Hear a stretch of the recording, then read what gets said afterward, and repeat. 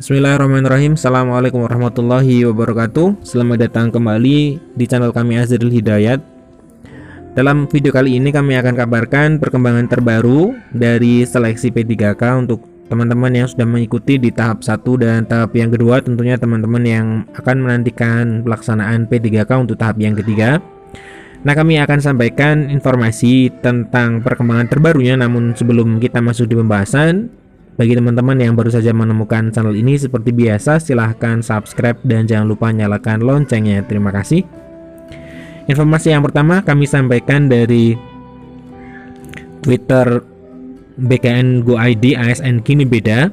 6 jam yang lalu akun resmi dari BKN ini memposting atau tweet ya, sebuah tweetan di Twitter. Sobat BKN, per 26 bulan 2 tahun 2022 BKN telah tetapkan 18.710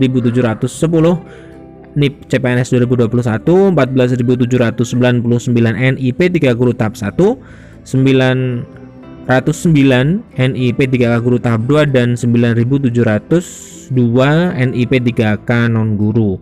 Untuk update-nya selengkapnya dicantumkan sebuah link yang akan menuju ke update terbaru dari penetapan NIP P3K dan juga CPNS CASN ya di tahun 2021.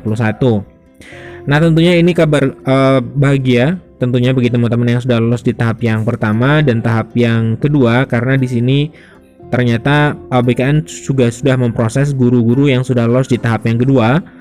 Walaupun di tahap yang pertama juga masih ada daerah yang baru mengusulkan saja ya. Nah, untuk update-nya teman-teman bisa langsung klik ya di SID update garis miring update NIP. Kita coba klik. Nah, kita akan dibawa ya ke spreadsheet ya. Nah, kita coba buka. Ini akan ditautkan di Google Drive ya, di Google Drive. Update NIP dan NIP 3K 20220-225.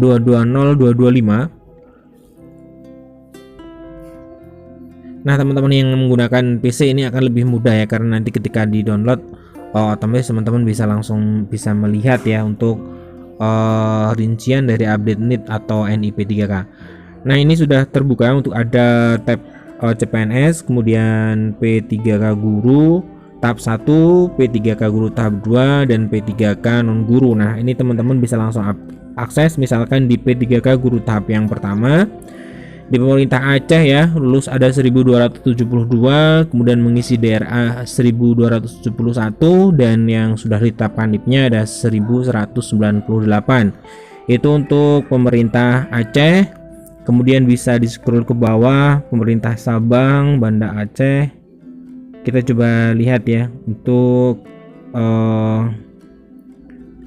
pemerintah kabupaten ini juga bisa teman-teman bisa search ya. Nah, Kabupaten Bengkulu Tengah 28 dan sudah ditetapkan 27.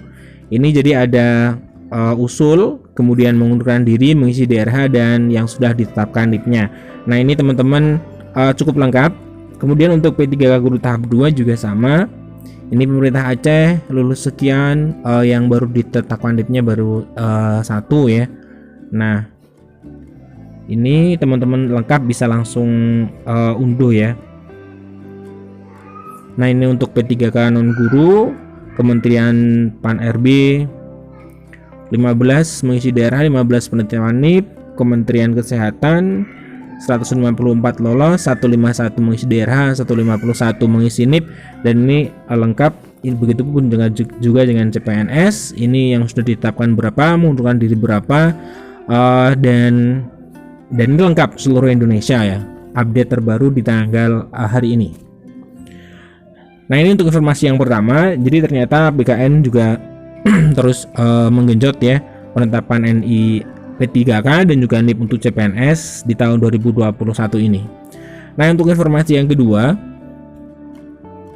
ini terjadi polemik ya, polemik yang harusnya segera diselesaikan oleh Kemendikbudristek dan juga untuk Panselnas terkait dengan SPTJM atau syarat penetapan di P3K bahwa di sini ada Pak Satya mengatakan bahwa permintaan BKN itu sesederhana itu. Maksudnya bagaimana? Kita coba lihat.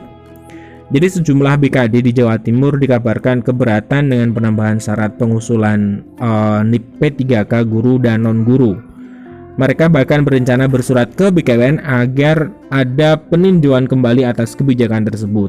Penambahan syarat berupa surat pernyataan tanggung jawab mutlak atau SPTJM yang diterbitkan BKN tanggal 14 Februari dinilai menyulitkan BKD untuk memverifikasi berkas calon P3K.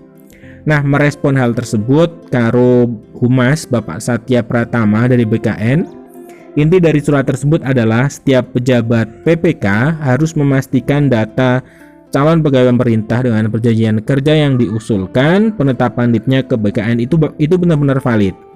Instansi diminta bertanggung jawab atas data calon P3K yang diajukan ke BKN. Permintaan BKN sesederhana itu, kata Satya kepada jpnn.com di hari Jumat.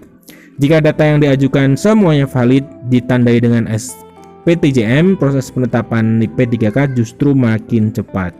Satya menegaskan BKN tidak berniat memperlambat proses penetapan NIP. NIP P3K akan diterbitkan berdasarkan usulan instansi ya. Dan harusnya memang paling lambat dari 1 bulan ya itu bisa diterbitkan untuk NIP P3K nya. Nah, cepat atau lambat penetapan NIP P3K tergantung dari pengusul. Jadi surat BKN ini justru mempercepat proses penetapan nomor induk P3K oleh BKN, bukan menghambat.